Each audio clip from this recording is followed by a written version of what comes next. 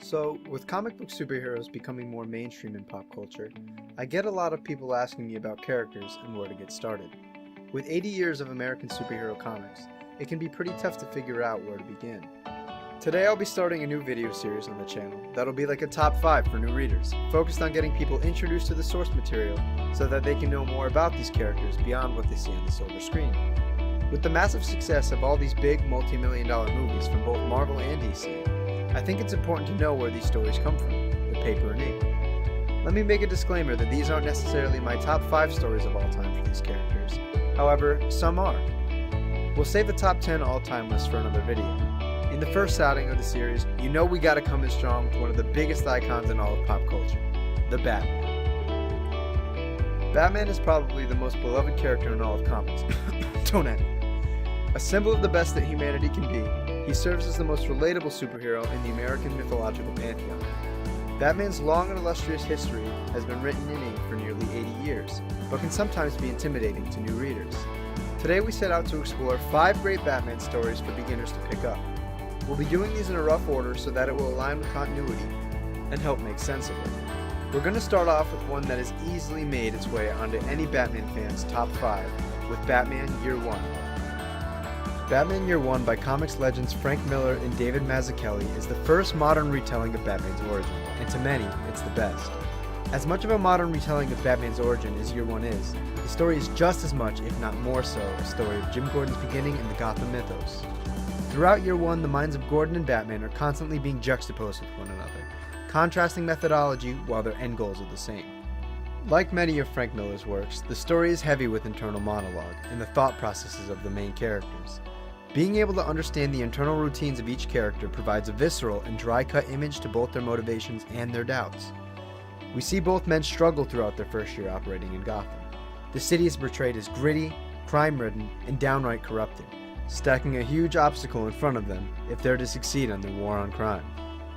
Early on, we find Bruce trying to cope with his inability to operate efficiently.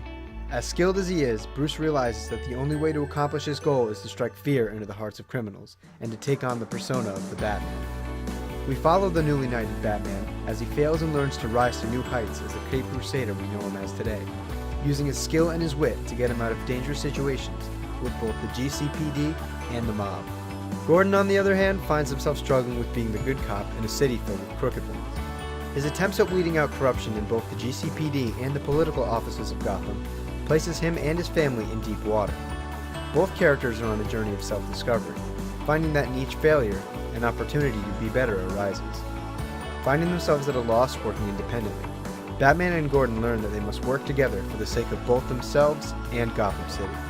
This story serves as a shining example of Frank Miller at his best. With a simplistic noir-style art by Mazzucchelli, Year One sets up a nearly flawless beginning for Batman and an introduction to Gotham, leading readers into a modern continuity. Not only does it function as a fantastic origin for a modern Dark Knight, but it also goes down as an all-time great for all of comics. Batman the Man Who Laughs by masterful scribe Ed Brubaker and penciler Doug Mahnke is another retelling for a beloved staple of Gotham, the Joker. Seamlessly taking place after the contents of Frank Miller's Year One, The Man Who Laughs reimagines Joker's inaugural appearance in a gritty and surreal fashion. From the beginning, we're shown that the newly appointed Captain Gordon and Batman have been working as comrades for quite a while, as they attempt to stop the Joker's murder spree. Outwitting the authorities at every corner, the Joker establishes himself as the most dangerous villain in Batman's gallery. Throughout reading this story, you'll notice internal monologuing similar to that done in Year One for both Gordon and Batman. However, having garnered more experience, both characters' thoughts prove to be more concise rather than reactive. Not only does The Man Who Laughs serve as a great preliminary story, but it also has plot ties to well-known stories like The Killing Joke and more. Without spoiling too much, this book also contains massive throwbacks to a classic Batman and Joker encounter. One of my favorite details about the story is its noir tone. It runs itself as a detective-driven Batman story, but also fluidly incorporates other famed features to Batman's character, like his use of engineering, chemistry, and high-level intellect. Not to mention, we get to see a modern retelling of the first freaking Batmobile and the Batcave. Batman the Man Who Laughs proves itself to be an absolute must-read for not only new fans to Batman comics, but old ones as well. Batman The Long Halloween by Jeff Loeb and Tim Sale is the natural progression in the Batman mythos. Another all-time best Batman story, and a personal favorite of mine, The Long Halloween takes place in what is considered year 2 of Batman's career, having already established prior encounters with most of the rogues. Long Halloween, like The Man Who Laughs, pays homage to year 1, pulling on threads from its plot and reincorporating it. Like I said before, year 1 examines the corruption through the GCPD, with small consideration of the Gotham mob scene. The Long Halloween manages to elaborate on the plot elements left by Miller, revolving around the mob climate in Gotham. New fans are exposed to the social and political atmosphere in Gotham, but also get a sense of progression from what's been established in year 1. We also get to further explore the relationship between Batman and Jim Gordon. However, now Loeb incorporates DA Harvey Dent into the mix. One of my favorite components to the story is that the narrative is shifted through Batman's internal monologue. Loeb does a good job at using repetition and breaking repetition to accent new moments in the plot. Like in the previous 2 choices for the list, we see how Batman is matured through his internal monologue and his thoughts. At this point in his career, it's even shown explicitly in the book that Bruce has dealt with quite a number of rogues in his gallery already.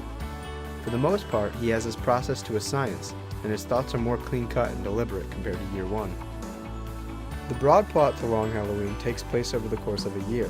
On Halloween, we are vaguely introduced to the Holiday Killer, and I know what you're thinking, it's exactly how it sounds. The Holiday Killer comes around once a month on each major holiday and commits murder. In the beginning, the string of murders seems to provide a short list of culprits, but it's only a matter of time until we hit a major plot twist that changes everything. In the moments where the world's greatest detective feels that he's at a loss, the peculiar villain Calendar Man is used to drive the narrative.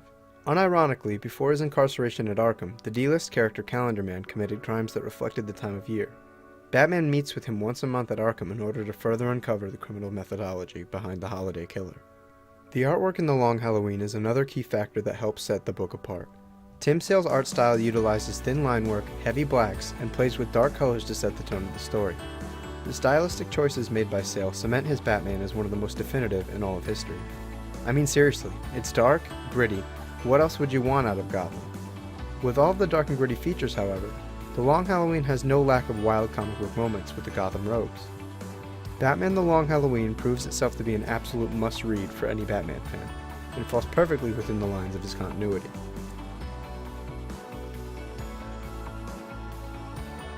The direct sequel to Long Halloween, Batman Dark Victory by Loeb and Sale, features many of Gotham's iconic rogues like its predecessor.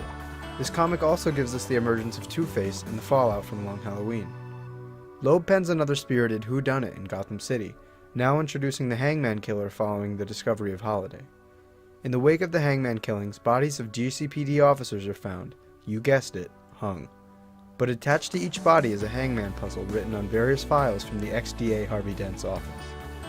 Dark Victory's storyline gives us Two-Face's revenge on those who have wronged him, parallel to the Hangman Killer's plot. We're shown why Two-Face is one of Batman's top rogues, highlighting his cleverness and drive to succeed in his end goals, as well as the intricate pieces of his past. Partway through, the creative team also lends their introduction to Dick Grayson's beginnings as Robin, with their unique storytelling sensibilities. Loeb once again incorporates the repetition within internal monologues to help unwind the story, and splinters it to highlight the new developments. Like in The Long Halloween, we further explore Batman's loneliness as it sets up for the kindling of Batman and Robin's relationship. From both the visual and written standpoint, many parallels are drawn between the newly formed Batman and Robin, but also the traits that make them unique and how necessary it was for their paths to cross. Seeing a lot of himself in Dick, Bruce makes it his mission to help him bring justice to his parents' murderer. Like its predecessor, this plot has a lot of interpersonal relationships between each and every character introduced to the story, whether it be big or small. Jeff Loeb and Tim Sale's 13-part epic explores Batman's relationships with not only his new protege, but also Gordon, Catwoman, and Two-Face. Like The Long Halloween, Dark Victory contains explosive and wild moments with Batman combating big pieces of his colorful rogues gallery. From the Riddler to the Joker, Gotham's Most Wanted play substantial roles in moving the plot forward. Being the sequel to The Long Halloween, Dark Victory was the most obvious choice to read next to get an idea of the Batman's early days. With the street-bound murder mystery beats, high-energy comic book moments, and highly stylized art, Batman the Dark Victory is an absolute must-read for all new Batman fans. The final story on the first top 5 for new readers is Batman Ego, with story and art by the late Darwin Cook. I chose this book not because it ties directly into Batman's overarching continuity, but because ego serves as a deconstruction of the Batman persona. This story stands in the third year of Batman's career, but it doesn't reference many pre-existing moments in comics. However, I think that in order to get into Batman as a character, it's almost obligatory to understand the distinction between Batman and Bruce Wayne.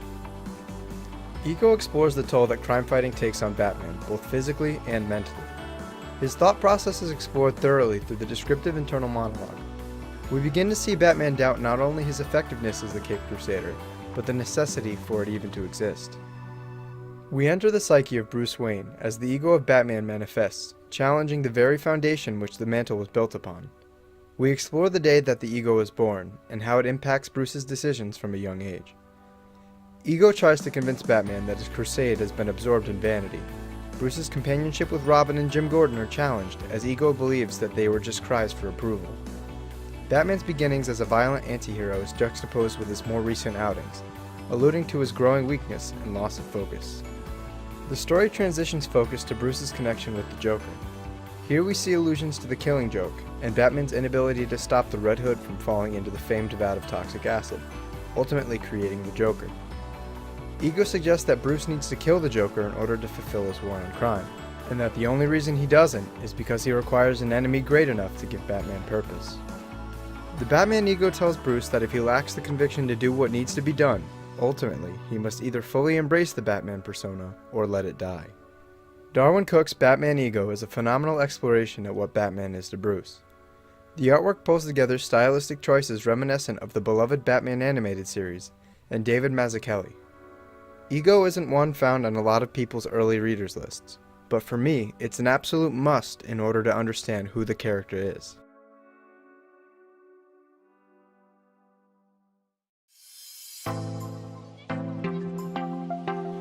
Alright guys, that's my top 5 Batman books for new readers.